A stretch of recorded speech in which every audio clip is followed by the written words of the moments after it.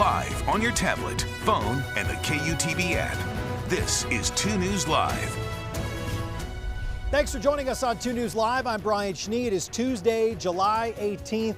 We're going in depth tonight on fire concerns, also looking at firefighters, the wages that they make, and how that could potentially change the amount of firefighters that answer the call moving forward. But we do want to get to some breaking news.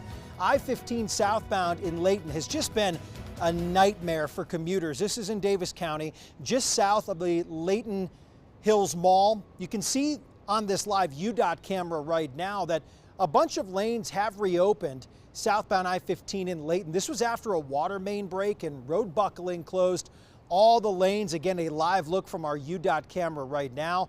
The good news, traffic has started moving through in the last 15 minutes, but there are concerns about that road.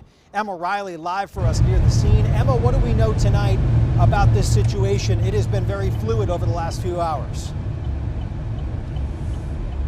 Well, just a few moments ago, they did open up near the intersection. They opened the roadway, and so right now they have a couple lanes of traffic open. You can see right here. They told me that they were going to open them for a little while to see how the road does, and once they figure that out, they may have to close it again, but they're just going to see for right now. Earlier, the road was bubbling because of the water main break, and it was damaging the road, but right now it looks like traffic is flowing pretty good. Emma, initially they were talking about perhaps a 10-hour closure, maybe a 6-hour closure. This is really encouraging given the amount of vehicles that were on surface streets after all of those issues during the beginning part of the evening commute there. I guess this is a welcome sign compared to what you saw within the last hour. Yeah, it's definitely a good sign because you could see back there on Main Street and Hillfield Road, it's backed up all the way down both sides of the street going that way, and they were telling people to go to an alternate route. So this is a really good sign that traffic is flowing freely now. Emma Riley live for us tonight in the Layton area. Again, as we leave you with a live look of I-15 southbound. This is just south of Hillfield Road and the Layton Hills Mall. We've been covering this for you on 2 News at 4 o'clock. I spoke with John Gleason of UDOT on 2 News at 4 o'clock about the concern. This was a water main break from a Layton City pipe, we believe, that caused bubbling and really just some concerns in the road. There was water on the roadway. As we learn more about this throughout the evening, again, there could be a chance that they have to close down lanes again. So just keep that in mind if you're driving in this area. Let's take a turn to our weather now. Sterling Paulson with us. Sterling, if you must know, the wind, it's a little blustery up here. We've had some gusts up here on the balcony in downtown Salt Lake City. No sunshine though. Yeah, we've had overcast. Yeah, it's pretty much overcast across most of the state actually this afternoon, and we are still seeing some pretty good storms across the region. This is Salt Lake City high today so far, 96 degrees. I think it'll end up at 97, but 116 down in Phoenix. 94 right now in Ogden, Salt Lake 95, Provo 82 degrees, and those temperatures are a little bit cooler than yesterday's 105 degrees that we had, so that's nice. And Provo's had some showers in the vicinity, moving through the Spanish Fork area, so that's why they're cooler. And as we look at the radar, you can see across the central part of the state and out into Nevada and out into Colorado, we do have this line that's kind of south of a decaying frontal system, which is going to kind of linger for another day or so, and then all of this moisture moves out. This is not the monsoon. This is not the beginning of the monsoon. This is moisture coming from the west and the southwest that will move on out with this little system that it's associated with. So we have had some storms up around Cache Valley. You can see these storms moving through Garden City now.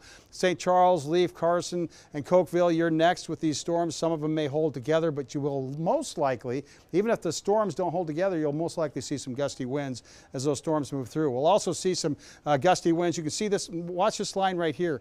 This is what we call an outflow boundary moving south along the Wasatch Front, and that could very well trigger 1 or 2 storms down here with all this moisture we've got. As those outflow boundaries come through this moisture, they may trigger a thunderstorm or 2. So we kind of watch that in the weather business. Those outflow boundaries can be pretty tricky sometimes. Price has got a little lightning and thunder going on right now. As you can see up around Soldier Summit, they've had some storms moving through there. up in the higher elevations, and Spanish Fork, they got a pretty good downpour. Bicknell, Capitol Reef now got a storm moving through there. You can see there's more moving up from the south and west. These storms are moving fairly quickly, which is why there aren't any flash flood warnings in effect right now. We had some earlier today. Now we've got a little bit of activity down just east of Kanab on the west end of Lake Powell. Could see some of those storms moving in with some gusty winds in the next hour or so. And one of those outflow boundaries could move right across the lake. 64 tonight in Price, 60 in Richfield, 62 in Cedar City, 61 in Elko, and 61 up in Logan tonight. So very comfortable overnight lows. That's really a nice, pleasant temperature in the upper 50s, low 60s. 93 in Price tomorrow, 96 in Richfield, 96 in Cedar City. That moisture starts to dry out in central and southern Utah by tomorrow evening, but it kind of lingers here across the northern part of the state through at least Thursday morning. Here's a look at future track. You can actually see that happening. This is 9 o'clock tonight. Looks like we got a little shower activity moving through the Wasatch Front. Maybe some more showers down around Richfield, but mainly just cloudy skies. And then you can see again Wednesday morning, 5 a.m., we've got some showers moving through. And then again, 9 a.m., we've got showers. And then by tomorrow evening, more showers and storms moving through the northern part of the state. So this is kind of a 24 to 36 hour event. Then we dry out nicely. And by the weekend, things really start to warm up once again. Here's a look at the forecast for national parks. You can see 103 at Arches, 105 at Zions, 89 at Capitol Reef and Bryce Canyon, 87. And of course, we do have that probability and possibility of flash flooding in central and southern Utah today, especially Capitol Reef, and that'll continue in the possible category tomorrow. Just make sure somebody knows when you're leaving, when you're due back, and where in the heck you're going so we know where to find you in case of a problem. We already are looking ahead into the weekend with an excessive heat watch in effect for Friday through Sunday across the southwestern corner of Utah. The 8 to 14 day outlook keeps us on the hot side, above normal, but especially the central part of the U.S. 109 goes to 110, 111 on Saturday, 109 on Sunday. Pioneer Day in St. George, partly cloudy, and 105, 106 on Tuesday, and those overnight lows toasty, right around 80 degrees. 96 goes to 94 on Thursday, and then 99 on Friday, 103 Saturday and Sunday along the Wasatch Front. And Pioneer Day looks like it'll be a toasty one at a 102. Well, toasty's never really awesome, Sterling, as I'm outside wearing a suit. You can call me crazy or call me crazy. I'm not sure which one. Well, at least the sun's not baking down on you quite as hard today. Oh, that was last week, wearing a suit, Sterling. Yeah, I didn't learn my lesson. Yeah. Thanks so much. Hey, I want to show you a video I just put out on social media just before we went on 2 News Live. These are some of the waterfalls in the Capitol Reef National Park from earlier today. There was that flash flood warning. They had about 4/10 of an inch in about 10 minutes, park staff told me, and that triggered some flows in the Grand Wash and another area within the park, and also these waterfalls. They're just magnificent if you're ever in the park to catch them flowing this afternoon with storms moving through. But just be mindful, there's a lot of flash flood potential in certain areas right now. As Sterling outlined, over the next few days, Capitol Reef is on that list. Tell people where you're going. We don't want to put you on the news for being rescued by the DPS helicopter. We've done that a lot in that area just this year alone. So please be careful if you're thinking about heading into slot canyons or in some of our national parks. Remember to download our 2 News weather app to know about changes in your neighborhood. You can get updated forecasts. Also, that live radar right at the palm of your hand. The app is free to download. Let's go in depth tonight. Some concerning news about firefighters tackling fires all on the front lines all across the country. There have been some recent reports about thousands of wildland firefighters walking off the job. This has to do with pay and pay disparity and no raises over recent years. If it happens, there could be this trickle-down effect to your local fire department. That's according to our Paul Nelson, who joins us live right now. Paul, how would this impact local departments if these are some perhaps federal wildland firefighters that might be walking off the job?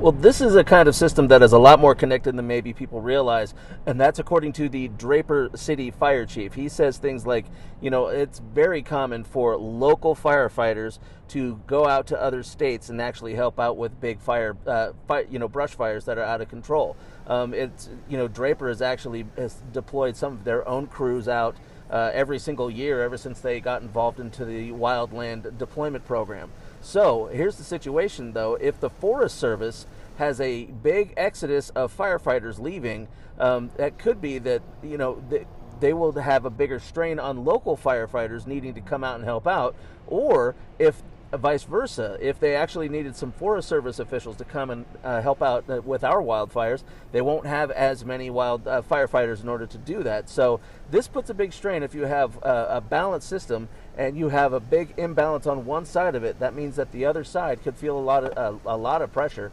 And local municipalities are the other side of the Forest Service situation. So that's why it could cause a problem on local fire departments, even though this is a federal issue.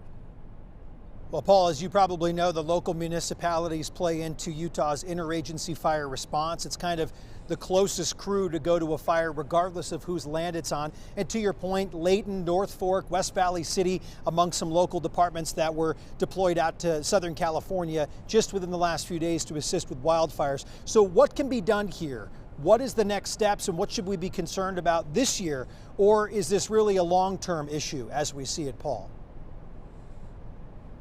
Well, this is really a long-term issue. Matter of fact, some reports were talking about how there were some recent coverages, recent let's say bonuses that would come out, and part of it was related to a COVID package. However, some of those benefits are actually expiring, and so they're calling on Congress to pass a more permanent salary increase. And so, if that happens, that could solve that problem. Unfortunately, a lot of people in the Forest Service, according to the reports, are basically leaving because they feel that they haven't been paid adequately. And matter of fact, we did speak with one wildland firefighter in Utah. We're not going to use his name, but he says he's already noticing the exodus himself. He says that basically everybody in the entire industry, not just the Forest Service, but everybody in the industry is, in his words, way underpaid.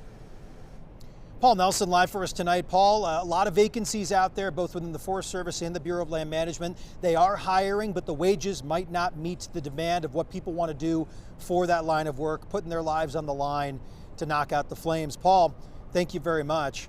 Let's move on to our local wildfire coverage here in the state of Utah, talking about the Sunny Cove fire. This is burning near Flaming Gorge. We first told you about this right here on 2 News Live at 5:30 yesterday. Latest estimate from some folks about 100 acres. We were seeing reports about 240. Regardless, no containment to report.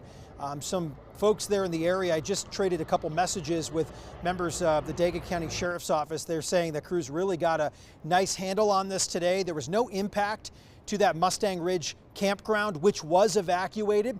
This fire was started by lightning yesterday afternoon. We have some more coverage of this on our website, KUTV.com. Meanwhile, Lieutenant Governor Deidre Henderson addressing the wildfire situation here in Utah right now. She put this out on social media today. It reads, Utah, it's hot, dry, windy, and fire danger across the state is between high and extreme. We need your help catching our state, or keep your help in our state from catching on fire. So far this season, about 161 of 297 fires were human caused. Good old-fashioned common sense will keep that number from rising. Let's continue to go in depth on this very subject today. I had the chance to speak with Kaylee Guild from the Utah Division of Forestry, Fire, and State Lands. She's been working in the realm of wildfire here in the state of Utah for nearly 2 decades. She knows the patterns. She knows how this year is a little bit different than years past. We also talked numbers, but also what you need to know about the wildfire season as we stand right now, and the concerns for human-caused wildfires, potentially even firework restrictions as we make our way towards the Pioneer Day holiday. Take a listen. So compared to the rest of the western U.S., we are sitting very minimal as far as fire activity goes. We had one start yesterday. Started up by Flaming Gorge. Wasn't terrible. I believe they've got it pretty well wrapped up. Things are looking a lot better than they were, 100 acres or so. Things are extremely dry, and so it's definitely, everybody needs to still use their fire sense and be smart when it comes to fire. We have seen tons of moisture this year. However, things are now heating up. We've seen crazy heat wave and lots of curing of the fuels, and it just takes that little bit of spark. So it's super important for everybody that's recreating to recreate responsibly. What's the mindset as we move into August and September, which depending on the year, depending on the location, can typically be more fire-prone months for activity? You're right, it definitely can be. There's still a chance that we might see monsoonal moisture. It's still anybody's guess. The satellites are projecting that there's a chance of it. However, with that being said, August and, typically the first part of September is still extremely dry, extremely hot. We urge everybody to be cautious when anything you're doing, whether it's work related, you're pulling a trailer, all the things, the same song and dance. Make sure that you are doing the things to be vigilant and again, use your fire sense. Do you feel like the Fire Sense campaign has paid off over the last few years? I do, I truly do. Our numbers show it. We are well over our mark at 50% this year with human caused fires. However, with that being said, I still believe that we are seeing results. I think we could be in a lot worse situation like our Western friends if we didn't have it and have the support by the state, by our government, by everybody here, all of Utah. It's been super helpful. Truly, with the holiday coming up, it is everybody's part to keep Utah beautiful, recreate responsibly, check those trailer chains. If you're going to have a campfire, again, make sure that you are allowed to have the campfire. Make sure that you carry the proper tools and equipment to make sure it's doused. Stir it, check for the heat, all of those things, same song and dance. And then again, during fireworks season, they're not allowed on federal lands. That's a huge one. And then again, just check our restrictions and make sure that if you have a question, reach out to the Utah Fire Marshal's office. Well, to learn more about those Stage 1 fire restrictions, which will now go into effect later this week in certain counties here in northern Utah, you can find the article I put up earlier today on our website, KUTV.com, if you'd like to learn more about what those restrictions entail, and also the latest on our wildfire conditions here in the state of Utah. We've got a lot of information there, KUTV.com. The raindrops are coming, so we're done here. Thanks for joining us on 2 News Live. I'm Brian Schnee. We appreciate you being with us. Emma Riley, Paul Nelson, and of course our entire crew here at KUTV 2 News. We are back tomorrow with another in-depth conversation right here on 2 News Live. Have a great night, great rest of your Tuesday. We'll see you.